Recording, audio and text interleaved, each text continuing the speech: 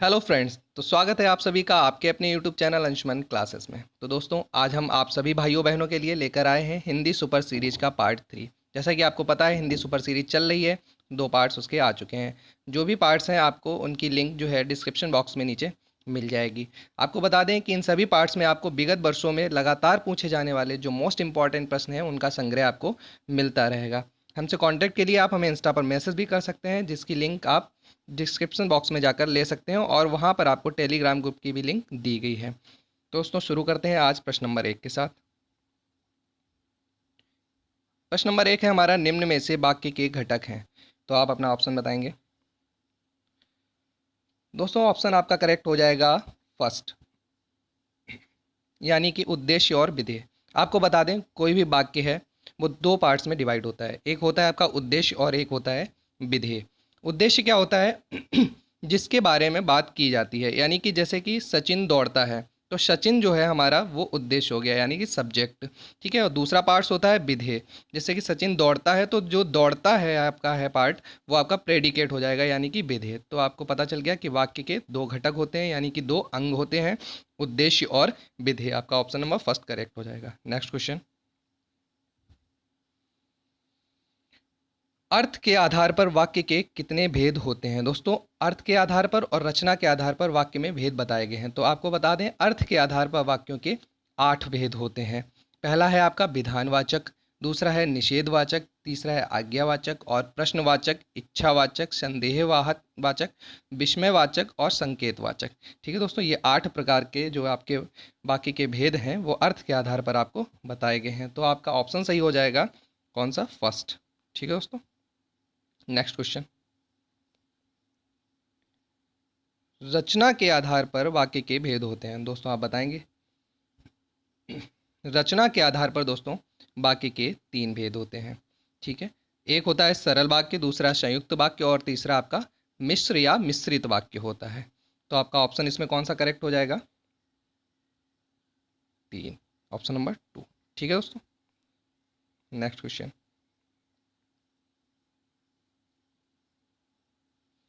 दोस्तों, आपको बता दें कि सरल वाक्य जो होता है, सरल वाक्य, मिश्रित वाक्य और संयुक्त वाक्य, 3 वाक्य आपको बताए गए। सरल वाक्य जो है आपका एक उद्देश्य और एक विधेय से मिलकर बनता है। संयुक्त वाक्य होता है वो 2 सरल वाक्यों के योग से बनता है, यानी कि 2 वाक्य जब मिल जाएंगे सरल वाक्य, तो वो संयुक्त वाक्य बनेगा। और अगर एक प्रधान उपवाक्य हो और दूसरा आश्रित उपवाक्य होता है, तो जब ये आप आपस में योग किया जाता है इनका, तो ये मिश्र वाक्य बनाता है।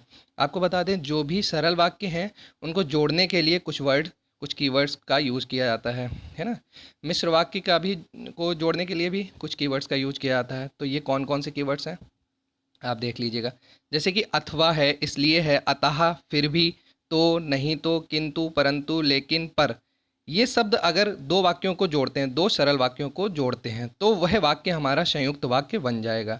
लेकिन जब एक प्रधान उपवाक्य हो और दूसरा आश्रित उपवाक्य हो, और इन दोनों को जोड़ने के लिए कि जो, वह, जितना उतना, जिधर उधर, अगर, यदि, तो, जैसा वैसा, जब तब, जहाँ वहाँ आदि शब्द आते हैं इनको जोड़ने के लिए, तो वहाँ पर आपका मिश्र या मिश्रित उपवाक्य होता है दोस्तों। जैसे आपको बता दें, यदि परिश्रम करोगे तो उत्तीर्ण हो जाओगे। तो आपको बताया गया है यदि और तो आया है, तो आपको समझ में आना चाहिए कि ये मिश्र वाक्य है दोस्तों। ठीक है। अब आपका क्वेश्चन जो है, उसने कहा कि मैं बाजार जाऊंगा। तो आपने देखा है कि इसमें की वर्ड आया है, की आया है। तो की के अकॉर्डिंग आपका जो है ऑप्शन किस में जाएगा? मिश्र वाक्य, यानी कि आपका ऑप्शन नंबर 3 करेक्ट हो जाएगा दोस्तों। ठीक है, समझ में आ गया होगा। Next question. मी मीठा बोलो पर असत्य नहीं। मीठा बोलो पर असत्य नहीं, निम्न में से कौन सा वाक्य है? दोस्तों, आप बताएंगे अपना ऑप्शन। आपको बता दें कि जब हमने आपको बताया कोई पर, लेकिन, किंतु, मगर इस टाइप का वर्ड आता है, नहीं तो, अतः, इसलिए, अथवा, तो हमारा कौन सा वाक्य होता है? संयुक्त वाक्य होता है। तो आपका ऑप्शन नंबर करेक्ट हो जाएगा 3 दोस्तों, 5 का 3। ठीक है। Next question. जैसा आप प्रयत्न करेंगे वैसा ही आपको फल मिलेगा, वाक्य है। अब आप इसमें बताएंगे कौन सा वाक्य है ये, अपना ऑप्शन बताएंगे। आपका ऑप्शन नंबर करेक्ट हो जाएगा 2, यानी कि मिश्र वाक्य है। हम आपको अभी बता चुके हैं कि मिश्र वाक्य के लिए आपको जो, वह, जितना, जिधर उधर, अगर यदि, जैसा वैसा, है ना, जब तब आदि वर्ड इनको जोड़ते हैं। तो आपने देखा है जैसा और वैसा इसमें आया हुआ है, जैसा और वैसा इसमें आया हुआ है। जैसा आप प्रयत्न करेंगे वैसा ही आपको फल मिलेगा, यानी कि ये आपका मिश्र वाक्य हो गया दोस्तों। Option second question, question number 7 आपको बताएं, चलो अयोध्या चलें जो श्री राम जी का धाम है में रेखांकित उपवाक्य है। तो आपको बता दें उपवाक्य हमारे 3 प्रकार के हैं, संज्ञा, विशेषण और क्रिया विशेषण। ठीक है दोस्तों, तो आप अपना ऑप्शन बताएंगे इसमें से। ऑप्शन नंबर आपका करेक्ट हो जाएगा 2, यानी कि विशेषण उपवाक्य। तो ऑप्शन नंबर आपका करेक्ट हो जाएगा 2 दोस्तों, विशेषण उपवाक्य। ठीक है, नेक्स्ट क्वेश्चन,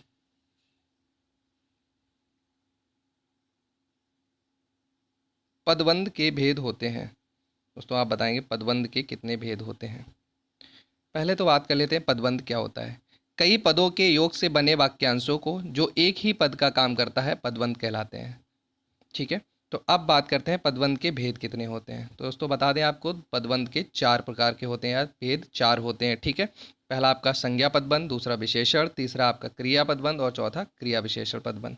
ठीक है, नेक्स्ट क्वेश्चन चलते हैं। तो इसमें आपका ऑप्शन क्या हो गया, 4। ठीक है, मतलब ऑप्शन नंबर 3, कितने भेद होते हैं, पदबंध के 4 भेद होते हैं। ठीक है दोस्तों, नेक्स्ट,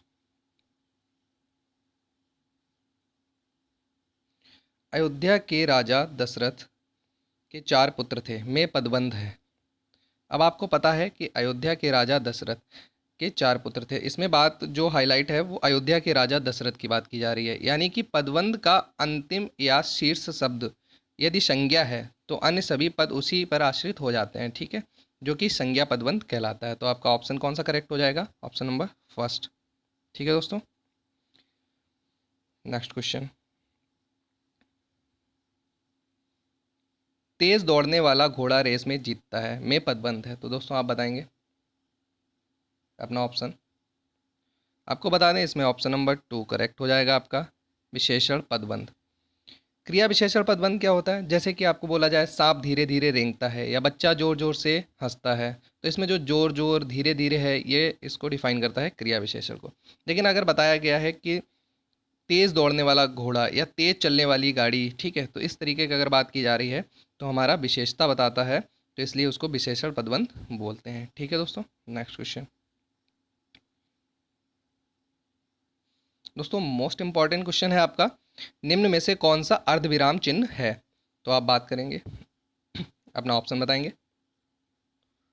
आपको बता दें ऑप्शन नंबर आपका 2 करेक्ट हो जाएगा, ये आपका अर्धविराम चिन्ह है। ठीक है, ध्यान से देख लीजिए, ये चिन्ह जो होता है आपका अर्धविराम चिन्ह कहलाता है। ये अक्सर क्वेश्चन आता है, और अर्धविराम, अल्प विराम और अपूर्ण विराम, इसमें बच्चे काफ़ी कंफ्यूज हो जाते हैं और अक्सर गलत कर देते हैं। तो आप लोग बहुत ही केयरफुली इसको देखिएगा कि अर्धविराम चिन्ह क्या है। ठीक है, ऑप्शन नंबर आपका 2 करेक्ट हो जाएगा।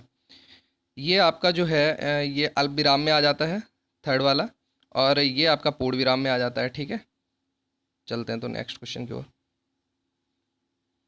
नेक्स्ट क्वेश्चन है दोस्तों आपका, निम्न में से कौन सा अल्प विराम है। अभी हम बात कर रहे थे अर्धविराम की दोस्तों, अब हम बात कर रहे हैं अल्प विराम की। तो आप बताएंगे निम्न में से कौन सा अल्प विराम है। अभी हमने आपको बता भी दिया था ऊपर, जैसा कि ऑप्शन नंबर आपका 3 करेक्ट हो जाएगा। ये क्या है आपका अल्प विराम है दोस्तों। ठीक है, ध्यान से देख लीजिएगा इस सिंबल को, क्योंकि ये अक्सर आपको कन्फ्यूज करता है एग्जाम में। ठीक है, ऊपर वाला जो ऑप्शन 2 है ये अर्ध विराम है आपका। ठीक है, और ये 4 जो है आपका पूर्ण विराम है।